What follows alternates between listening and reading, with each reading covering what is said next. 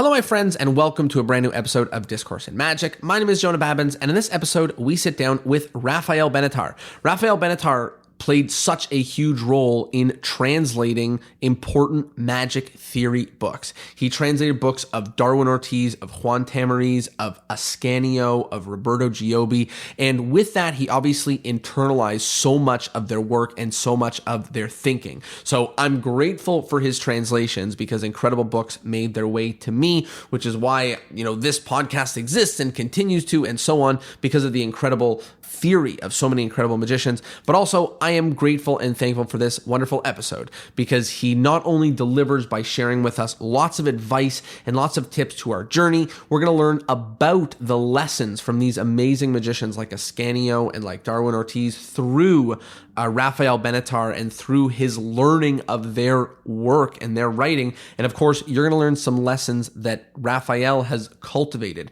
from music and magic about how to practice and how to memorize. This was a wonderful episode. I loved it, and I hope you will too. Here it is, a wonderful time with the one and only Rafael Benetar.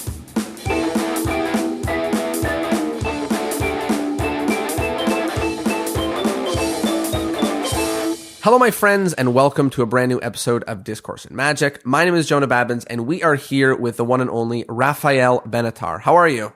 Good. Pleasure to be with you. I am so excited to chat with you. In preparation for this, I was doing a little bit of research into your credits, and as I was going through it, I realized how many of the names were on my shelf. So I looked over and I made a little stack of books that had your name in the beginning of it, and then my shelf was feeling kind of empty. So I think we'll have so much to talk about. And let's start at the beginning. How did you get into magic? How did you find magic? My father was a little bit into magic. He had a few magic books at home, attended a couple of conventions. I come from Venezuela, from Caracas. And there is a Spanish magician who arrived in Venezuela when I was a very small kid, almost a baby. And my father became his friend. So I had a little bit of magic around me. But actually, I was more into sports. I play a lot of baseball and some golf and some tennis, which I still play. But what really got me seriously into magic was in my early 20s. Me and my brothers took a trip to the US with my father, and he wanted us to see the Magic Castle. So I saw the Magic Castle, and then I began to sort of perceive magic as an art form. I was already a musician, so I was into art. Of the things I saw, the only magician I remember the name was Martin Nash. And I remember details of his act that years later I discovered in his books. And also, about 15 years later, I went to the castle as a performer, and Martin Nash was sitting in the audience. That was amazing. Well, that's unbelievable to have that happen. What an amazing full circle story. And I think that one thing that's unique that I think we're going to revisit a few times is your combination of Spanish and English influences in your magic is unique. And it's just interesting to hear, many stories about really influential magicians who are based in and around Spain come with them seeing Juan on TV or seeing a pamphlet and then making their way to Madrid and, being kind of introduced that way. And it seems like, I know a little bit later in your journey is when that stuff starts happening, but it seems like you got started in magic through the American kind of route. Do you want to talk a little bit about that? In a way, yes. I am also a musician. So I went to study the lute. I studied classical guitar and then turned to lute and other ancient instruments. I went to London. In London was where I started getting serious about magic, but I didn't even connect with the magicians in London. I went to a magic shop, but in one vacation, I went to Caracas and subtracted a number of books from my father's library and took them to London with me. Then I started buying books, but I was very busy with my musical studies. It was a good way to start only with books, in a way. I learned the top change without having other magicians show it to me. I learned it from a book and did it for people. I started with the Royal Road, and then other books like the Frank Garcia books, and then Expert Car Technique, and others. Now, when I finished my studies in London, I moved to Switzerland to do some postgraduate master studies in early music. And that was in Basel. And there I met Roberto Giovi. And that was the first time I belonged to a magic club. So that was kind of when you first started hanging out with magicians and learning about... Yes. And what did you find in that experience? You know, one thing that is interesting is even now we're finding with the internet that there are magicians who live in very remote places who learn magic through videos and books and whatever, and then they go and meet other magicians, and it's really crazy and strange. What was that meeting and feeling like for you, for them? You know, what was it like? Well, it was a very interesting question. Somehow, I had a discipline for studying and for practicing. And so after I discovered the information one could find in magic books, it was like nothing could stop me. And then I started studying, but, well, I was in a way a beginner, but I advanced it very fast. And it was a surprise when I started meeting other magicians. I was surprised that I was good. The same happened later after Switzerland. When I arrived in Spain, I had already a little background as an amateur magician, as a serious amateur magician. For example, I was doing the cups and balls, and I had never discussed it with another magician or session, although I already had belonged to a magic club. But the interesting thing is that because I was already a little bit accomplished, I didn't have to do an entrance exam at the club in Madrid, but they say, just to comply with the formality, why don't you give us a talk? So I gave a talk on the cups and balls, and people thought I was good. And to me, it was a big surprise. I was just trying to prove I was a worthy member of the club. You know, it's amazing. It's amazing how that kind of studying, you know, that solo studying ends up, it's two things, the combination of two things. It's both the deep studying of the classical work so that you actually know what's there. And it's also, you know, a few years of performing in the real world and using yourself to make things better, not getting feedback from different other magicians. And when you do that, and I know, you know, I always say, and I say this so often, it's crazy, but that the best thing a magician can do is just be overworked. You know, an early magician is to be overworked because you have to very quickly figure out for yourself how to fix a lot of the problems that you discover. Yes, and even if I may not have studied the things in the right order, but nothing can beat what you can do through sheer enthusiasm. Wow, I love that answer. Nothing can beat what you can do through sheer enthusiasm. So talk to me about what it was like working with or studying with Roberto Giovi in Switzerland, because you know, help me understand, were you guys studying closely together? Were you just hanging out at the club more or less? Like, what was that like? Well, I didn't really work with him. We became friends, and he knew a lot more than me, and I learned a lot because he pointed me in the right direction. He told me what's the worthwhile stuff, what are the good books, who are the good magicians. But we quickly became friends and are friends ever since. You know, it's funny. I remember for me very distinctly the experience of me making certain friends in my local community in magic who basically said to me like, okay, you know, if we're going to be friends, you're going to stop buying the garbage and you're going to buy these good books and you're going to do this. And now we're friends to this day because they saved me years and you know. Yes, of course, because the problem the new people have nowadays is to distinguish the fundamentals from the latest cool thing. Talk to me about then going back to Spain. I know you spent time with Johnny Thompson after that.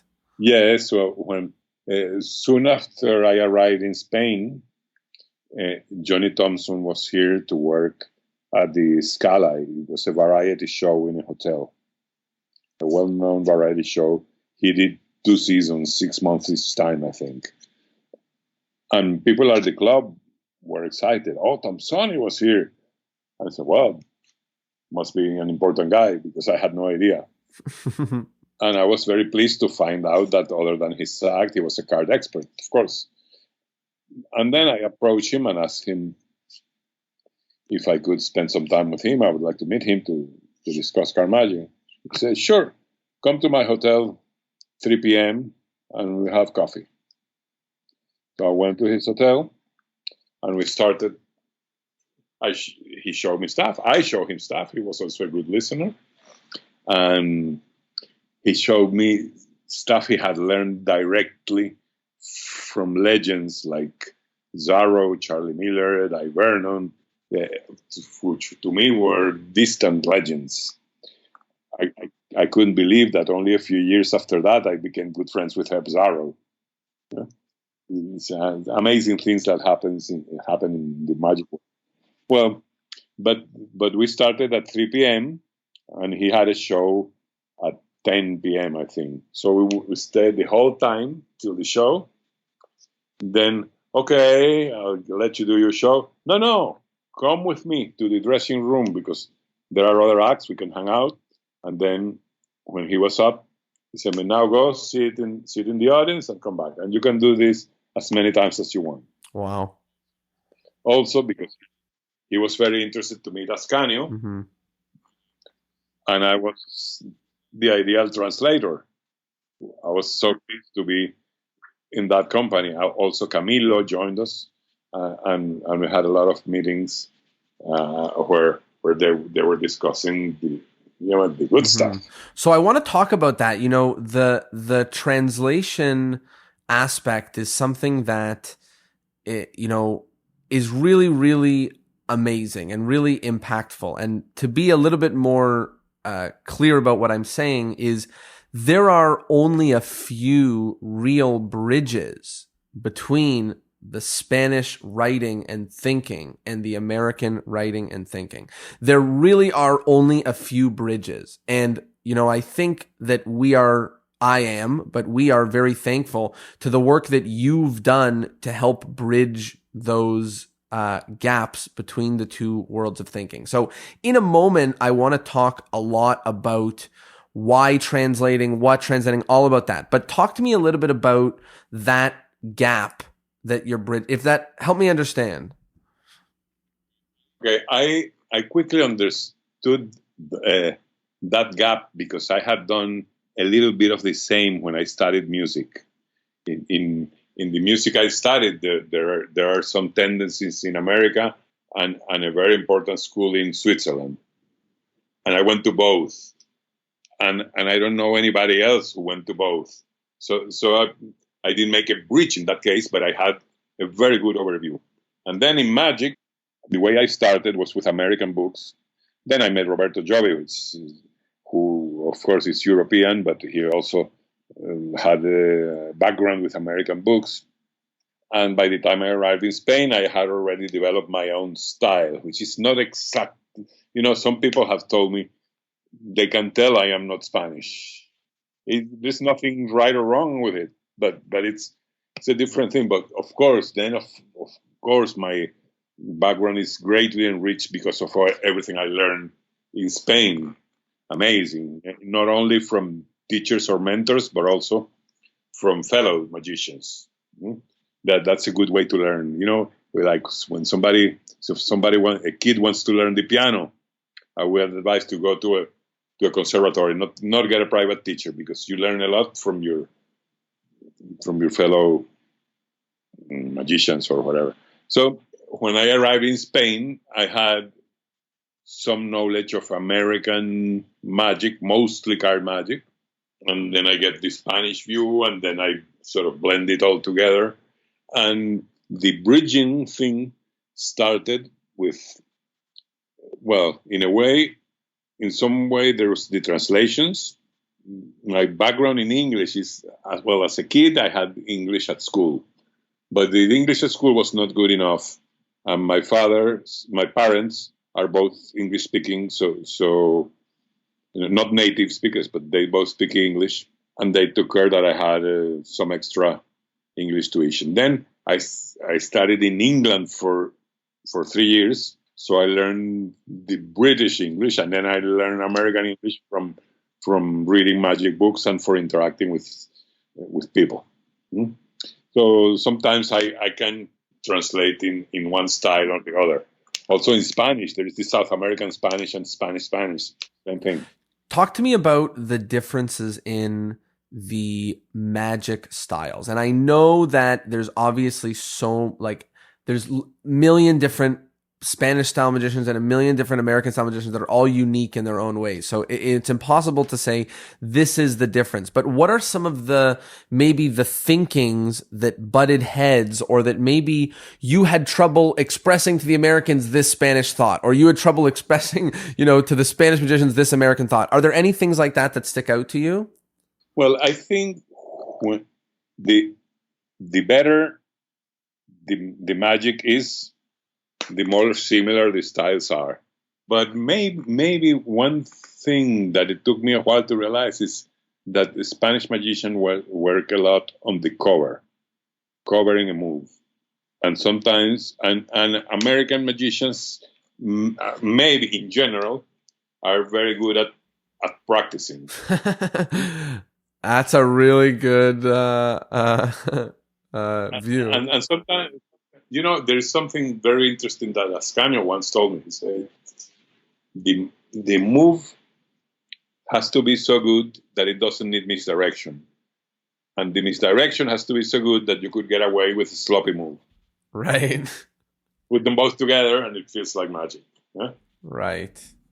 So I think the cover and the construction, Juan Tamaris calls it constructivism, the construction of the tricks or the routines. But again, the better it is, the more similar things are now. And I think, by the way, I love that answer, because I think it's that we're, both the American and the Spanish and the German and, all the approaches are trying to make the most amazing magic, obviously. But we're each using kind of different tools to maybe get there. But I do see greater differences at the amateur level, intermediate and low level. Maybe because in Spain, we have a club in Madrid. We have 100 people at the club. Sometimes we have an attendance of 60 people one day where there is no lecture. If there is an important lecture, we get 100. But this happens every Monday. And some people have private groups that meet another day of the week. And there is a lot of sharing and hanging out. So if a young kid comes to the club and does a double lift like this, all his friends will call him on it. Oh, you do it smoother. Things don't fly. And people get good from the very beginning. You see somebody who has been in magic for only a few months, and they have already certain manners. I think, something that happens, just to share, something that happens is I would agree with you. I think when I was in Madrid and I was sharing magic, people would talk about it, but I feel like in America, or in Canada, when I show a trick, more often than not, it's very good. Nice. Ah, really cool. Wow. I know a version like this or like that. And we're not talking about anything substantial. Oh yes. But how you cover this move, how you do this, how you do that. Is this a good trick for an audience? Is it for magicians? Is it, I love that. That's amazing. But another thing about bridging is not only the translations, it's also because when I started lecturing internationally, very few people, at some point, very few people in Spain were doing that. No? Maybe Jose Carroll was good enough, was amazing, not good enough. It was amazingly good, but he was very busy with TV work, and so he didn't travel that much.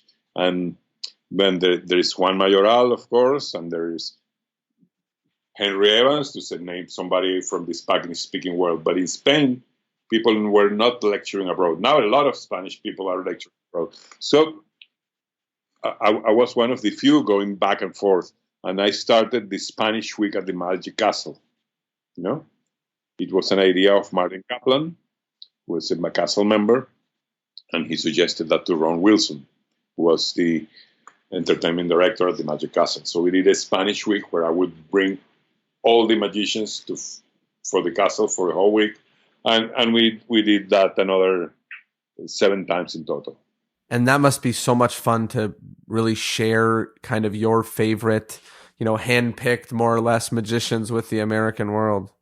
Because there were so many good magicians that people in America hadn't heard of.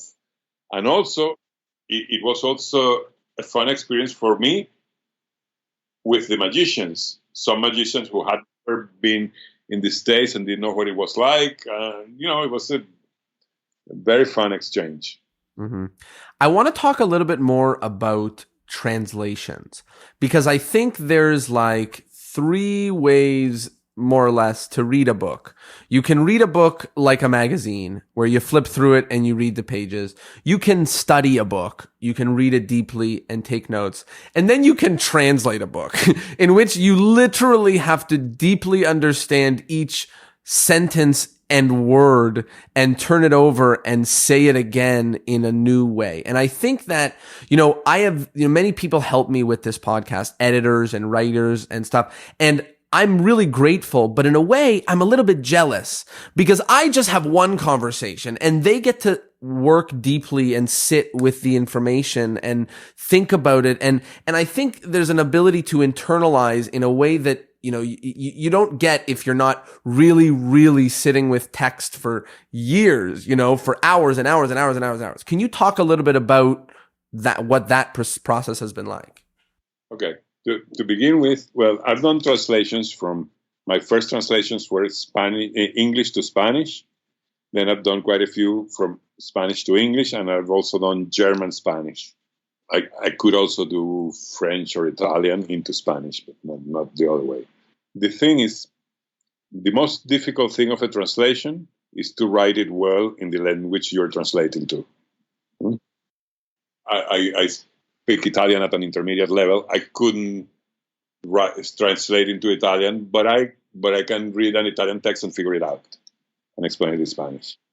Then, of course, one important thing is not to be too literal, not trying to account for every word you find. Sometimes you have to rephrase, sometimes read a whole phrase, understand it, and say it as you would say.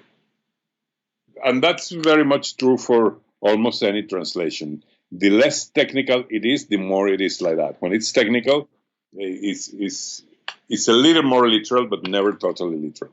I want to talk about very specific people because I think that, you have had the opportunity to, in the translations, work with people who have helped shape a lot of thinking in the world of magic. And for me, there's only so many texts on magic theory.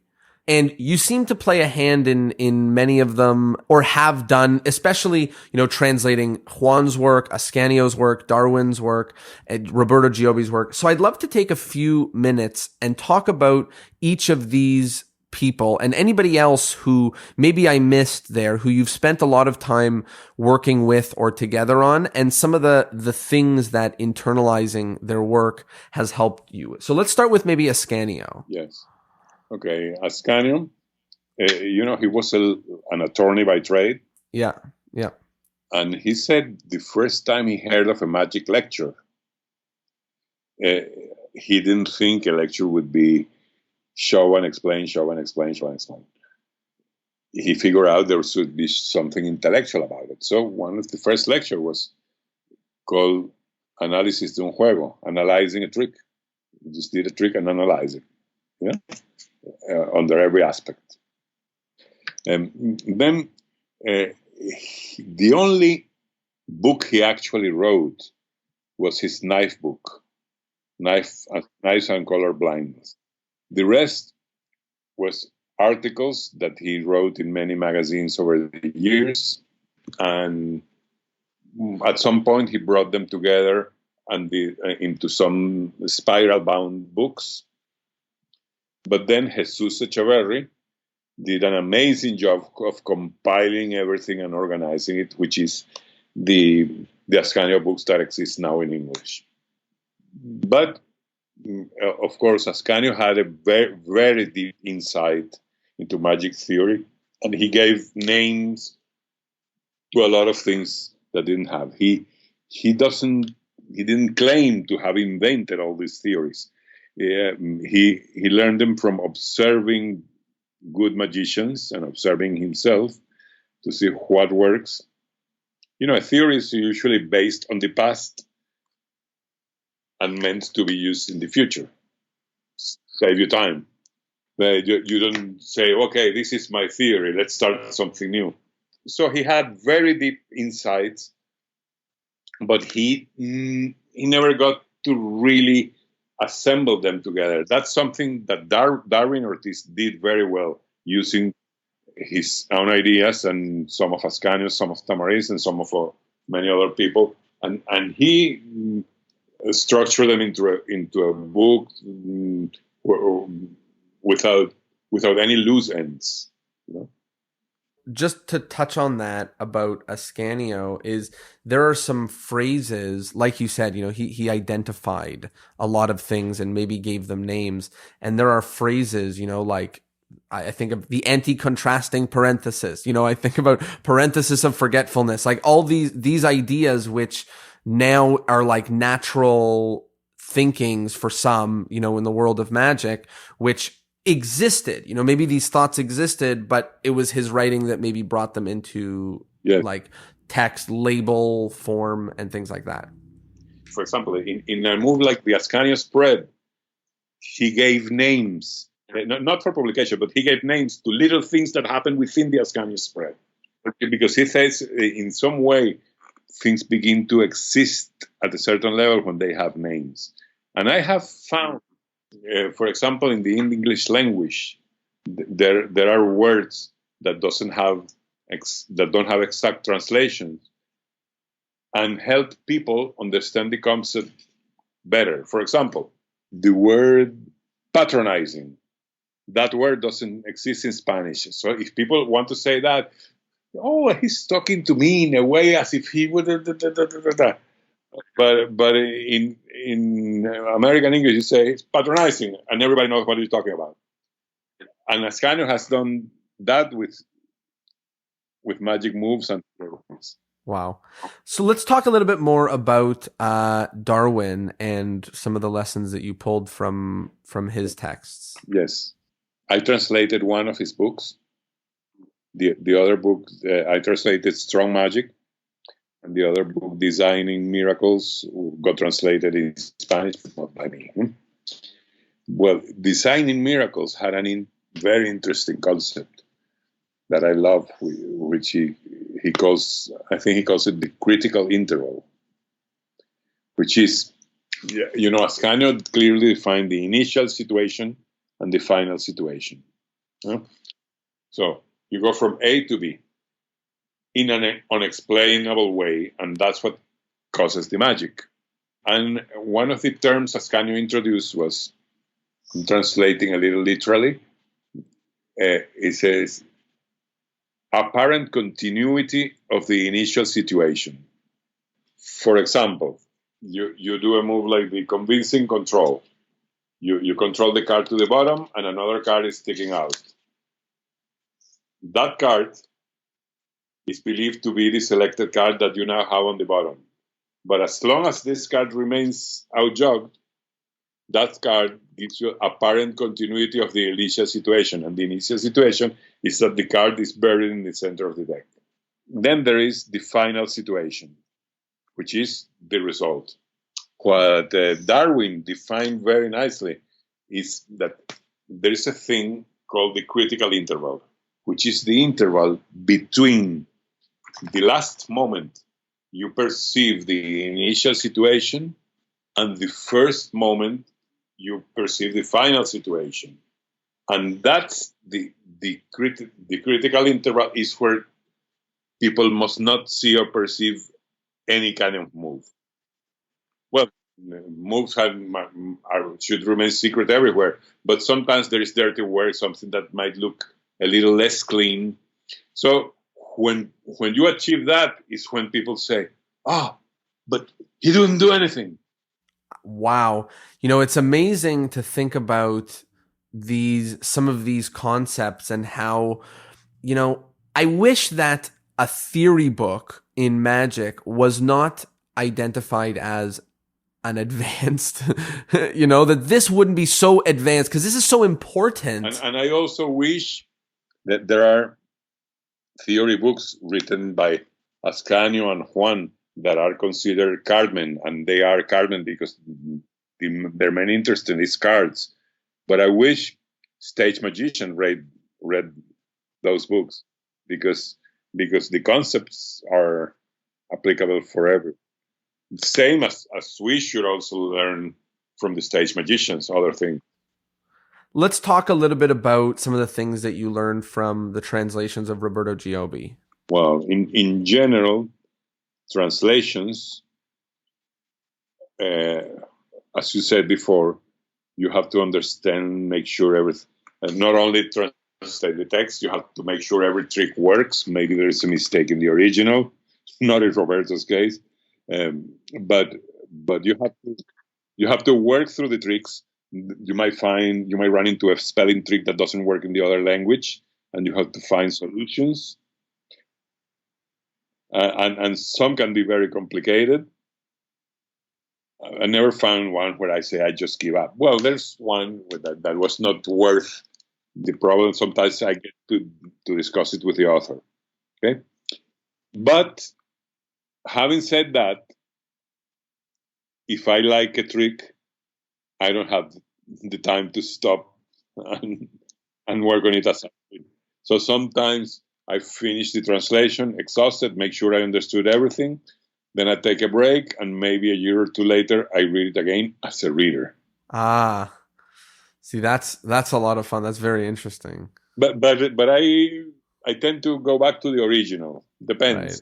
Yeah. Depends. And is there maybe a lesson or key thinking that you can take from Roberto Giobbi? I found that I think it's probably the clearest way, the card college, just to the simplest, is the clearest way to welcome somebody into the world of card magic. And I think that that's to me the identity. What's part of what came out to you through that? Well, Roberto is amazingly organized, aside from clever and knowledgeable and everything.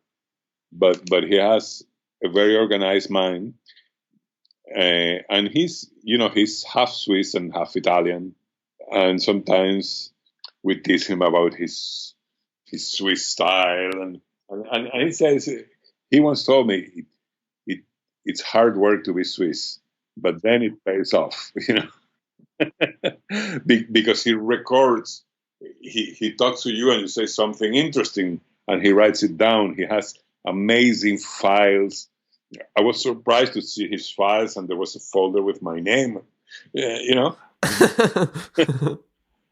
wow. And he makes trees. As he explains that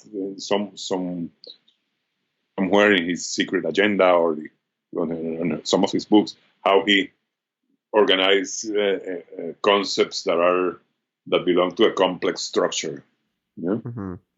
Let's talk a little bit about some of the things that you learned with the translations of Juan Tamariz, because his books, personally, his books have made a very big impact on my magic. But one thing that I will say, and specifically in reference to the most recent book, The Magic Rainbow, is it's not as simple as an essay in magic where at point A is explained to point B. That's not what you're getting yourself into when you're reading his books. And I imagine that's not what you got yourself into in translating his books. But with that, I think there's a certain richness, with these incredible metaphors that, we can see. Anybody who studied his work can see the front of the magic way in their mind, what this crazy drawing looks like and what this. So I think, even if you don't follow everything, but exactly. Yeah.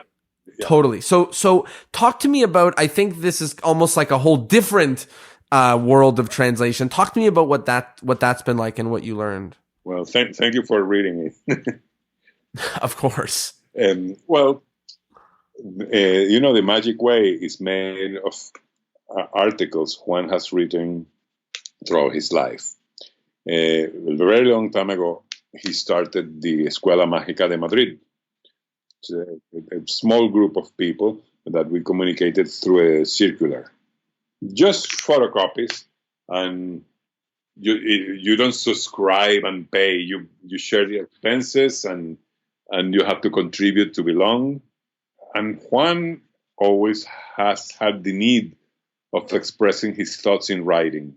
And because this was for a small group and we were all friends, you could write in an uncommitting way and get feedback from your friends. But now it's very interesting to see it as a whole, to all packed in one place. But they have different dates. And he doesn't like to go back and change an article he wrote 20 years ago. He likes to keep it as part of history, And talk to me about some of the core thinking or core concepts that have come through in Juan's work.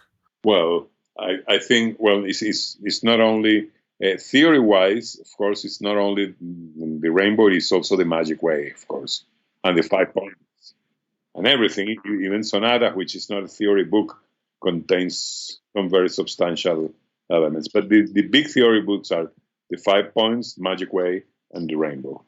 The rainbow is more of it's not only magic theory, but it's also a way of expressing his feeling as an artist, what he feels art is about, and why, and the artistic side of magic and all that. The Magic Way is maybe more methodic. It tells you what you need to do. The theory of false solutions, for example, which is something you can observe in the writings of people like Robert Houdin or even more recent authors, even Di Vernon. I was recently going back to the Stars of Magic and rereading the Mental Card Miracle, and he's doing more or less what Juan says, which Juan is also an observer, like Ascanio, like the false solutions. Do a thing, do it a little different every time to throw people off. But Juan does that. This thing of throwing people off with different methods is more clearly seen in repetitive effects, like the ambitious card. One time you do a double lift, the next time you do a top change. Okay? But Juan also gives you a system to apply it to an effect that you do only once. So as you know, but the basic theory is every possible way to do the trick and every possible way people might think, even whether feasible or not, you have to prove all those wrong. That's what it's about. And you are trapped in a bubble and you get a sensation of real magic. I want to talk again a little bit more about the Magic Rainbow, because I visited the book and then I stopped because I said, this wasn't really what I thought it was. And then with a little bit of encouragement from a friend of mine, to keep reading and try to internalize it. And I did. And then I read it again. I read it 2 times in a row. And then I found myself on the other side of the conversation with many people saying, I know it's not like a magic book you've ever read before. I know it's weird. I know that. Please keep reading the book. Obviously, you've had a little bit of experience with how the book is a little bit different and how to maybe explain what is different, why it's different, and why it needs to be different. Can you talk a little bit about the book? Okay. Juan is a crazy genius. I'm by crazy, I mean he's got his own world that maybe nobody else can understand. And that's where, when he comes out with flying horses going through the Magic Way. And when he asked me you've read the foreword probably. That's my forward to the English edition, but it's really a piece about Juan's thinking, because that I didn't write a forward for the Spanish edition. Was made for this translation, and he was a little concerned that some people are put off by that imagery of flying horses and silver, whatever. And he says, he asked me to point out in the forward, if somebody's not into that sort of thing, that's okay. Just keep it and read on. But I think, as I mentioned in the forward, who can understand a Dali painting? Yeah, Juan is dreaming, and he's trying to be as honest as possible and try to put his dream in words. That doesn't mean, nobody can understand anybody else's dream. But at the same time, I'm glad that he wrote it, because it shows a passion. See? And only for that reason, it's well worth it. Maybe you can try to follow and make ends meet, but it's almost impossible. And Juan is cool with that. That's amazing, and I think that's a great commentary. And internally, I was asking you to talk about what you said in the forward, because I think it's important for people who maybe didn't or didn't read it or anything like that. I want to change gears a little bit and talk about education, because I think education in magic is obviously very important. There's many journeys into the world of magic, and one thing that I'm picking up is so much of what was learned in the education of music, is some things that I think the dedicated practice is one aspect of it, but I think there's more. And I think that music education, especially formal music education, requires a certain amount of organization, of pattern recognition, of, documentation, of, in a way that is somewhere between an art and a math. It's not, it's something like that. And I also think that magic has that. And I especially think that with working with some of these magicians who have created the language that we use today is like the labels. And it's like understanding the notes and the keys of the instruments that is magic. And I think that I'm very interested in the magic learning process. So can you talk to me a little bit about kind of how the education in music put you and where you are about the education in magic? Okay, but I must say, some of the things that I applied many things in magic that I learned from my music education. But part of that is also my own input into my musical education. Is not all of it has been presented that clearly to me, you see? Well, there is education in the broader sense, but maybe what's more applicable to your question is about practice, about how to practice. As you know, every person who has achieved a certain degree of proficiency on anything has a practice system, whether they are aware of it or not. For example, let's take a trick that has several phases or steps, like the cups and ball routines with 5 phases. You learn the routine.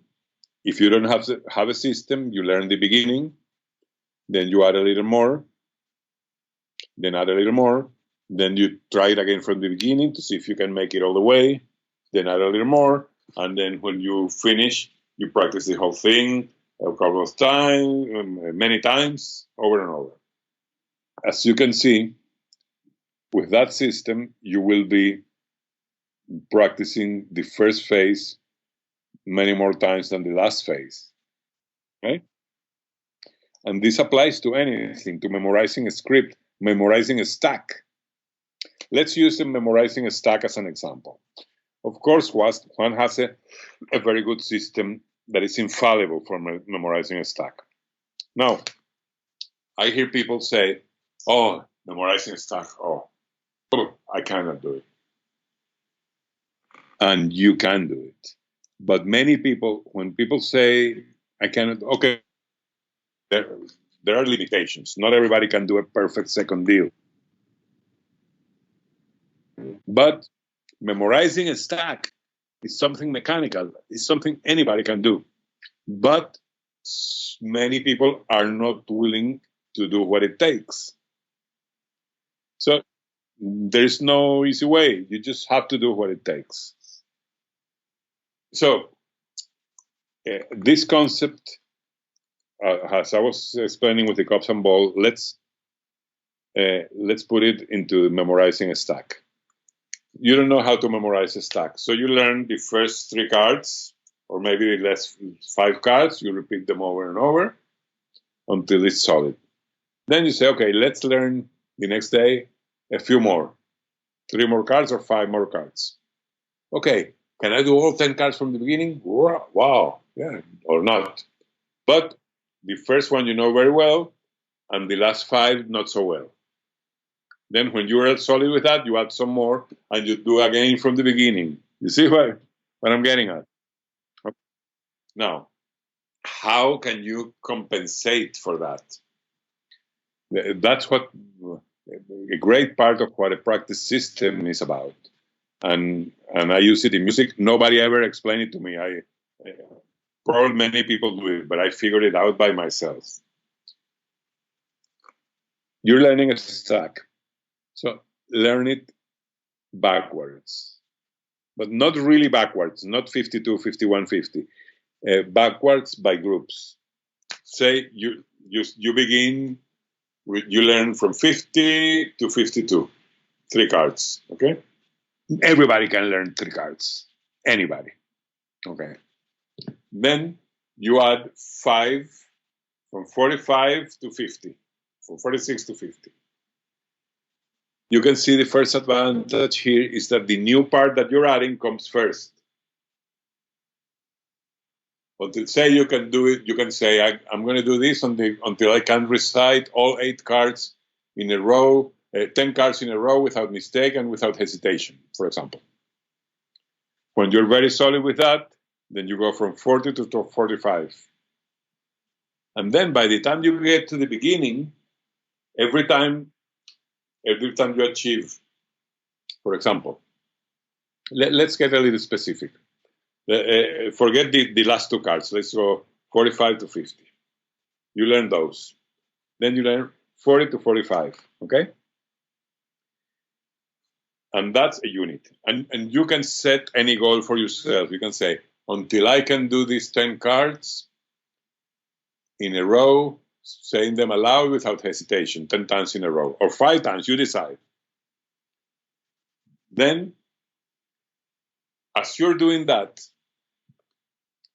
you will have some failed attempts, okay? So I use 2 counting systems.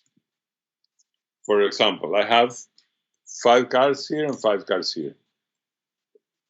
If I want to do it 5 times in a row, I do 1, count 1 card. I do 2, count 1 card. I do 3, but on the 3rd time I made a mistake, so this trick is broken, so I start all over. But I make another count with the other package, 1 attempt. If I do 5 attempts and I still haven't made it, I put a mark that means leave it for tomorrow. Then I go from 40 to 45. And I can give it a shot to go all the way to the end. Maybe I can. And every time, if I make 5 attempts and don't make it, leave for tomorrow. The next day, that's the first time you do. And you will be surprised how many times you'll get it right the first time. You know, there's such a big win there that's so obvious, that's so amazing, which I love, is, you know, let's say just in the memorizing. So let's say you memorize from 45 to 52, then you memorize from 40 to 52, then 35 to 52. What's happening is once you get through the hard ones, you get to the easy ones. The ones that you know, which means that practicing feels better and better instead of worse and worse.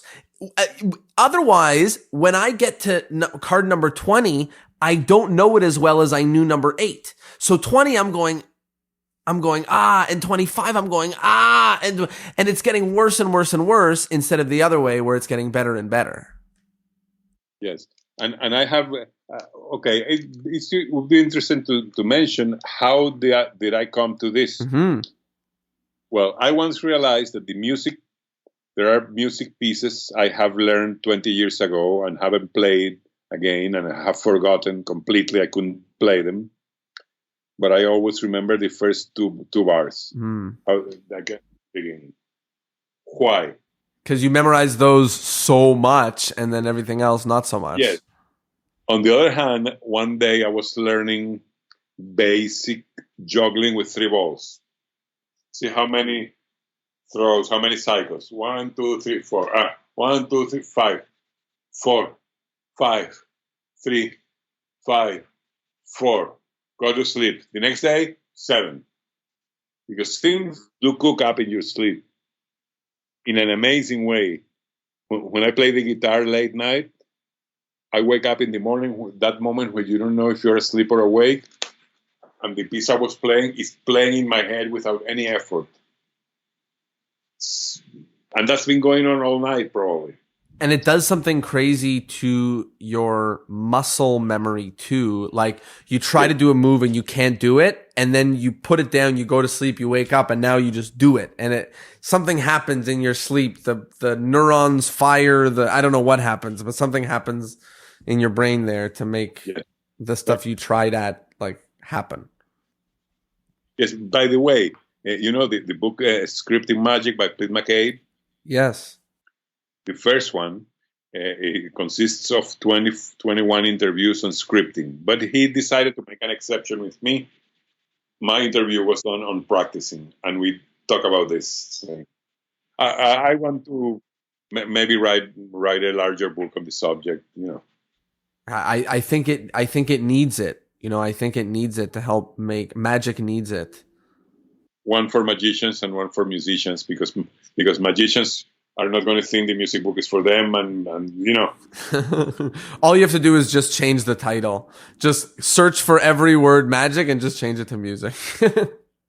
Well, as we are nearing the end of the episode, every episode there's a few wrap-up questions at the end that I ask each magician. The first is the endless chain. So in order to keep this podcast going on for eternity, each guest is asked to recommend another guest that would be perfect for the podcast.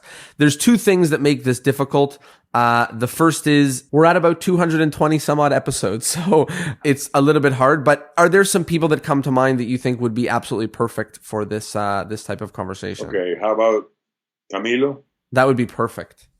You know of Camilo, of course. Of course. Yeah. Of course. That's phenomenal. Okay. The next, by the way, usually it takes a few guesses. So impressive. The next section is about modern magic. So we've seen so many things change and shrink and grow. If you want other suggestions. Sure. Listen, give me some other suggestions. That would be wonderful. Well, some people I know really well, and I know about their thinking. You know Mark Mitten? Oh, Mark Mitten? He's I do. Mitten. Yeah. Canadian, yes. Lives in New York. Mitten. Yeah. He was a student of Slidini, and he's a comedy magician. That's great. These are 2 good ones. And he's very passionate about Slidini and has a lot of interesting info. And Seth Kramer, trade show magician, is a close friend of mine. Beautiful. The next section is about modern magic. So we've seen a lot of changes in modern magic, both because of the pandemic and also just because of just evolution of magic. What's one thing in the world of magic right now that you like, and one thing in the world of magic right now that you don't like? Well, one thing I like is that people are not happy just to read the instructions and do the trick. Of course, good magicians have always gone a step further, but people are changing things around, giving it different twists. Hmm? To have that leads magic through an artistic path. Hmm? And it's been going on for a long time, of course, but modern is also a very broad term. And what's something that you don't like about modern magic? Maybe the last 5 years or the last 2-3 years. Like, well, maybe the excess of information. No, I'm not comfortable with excess of information because it's never too much, but not knowing what to do with it, how to handle it. Nobody can read every book that comes out, and the last marketed tricks gets confused with the fundamentals, especially for the new people starting in magic. They want to impress their friends at the club, and to impress their friends at the club, they need the latest cool thing. But learn your fundamentals. I love that. Learn your fundamentals. I am going back to my fundamentals now. Mm-hmm.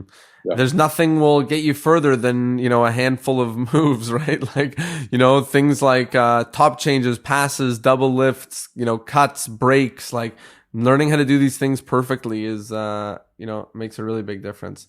The last thing is, or the second last thing, I guess, is take home point. So people have been listening to us talk for over an hour now of different aspects of magic. If people are to think back to this episode and remember one thing, what would the highlight or the most important thing be for people to internalize about their magic? Well, I'd say if you learn a technique, a slide from a book, don't be happy to just do what the book says. Be concerned about the cover. For example, the book explains you the double lift, tells you keep the two cards in perfect alignment. Don't think that if you do just that, it's going to fly.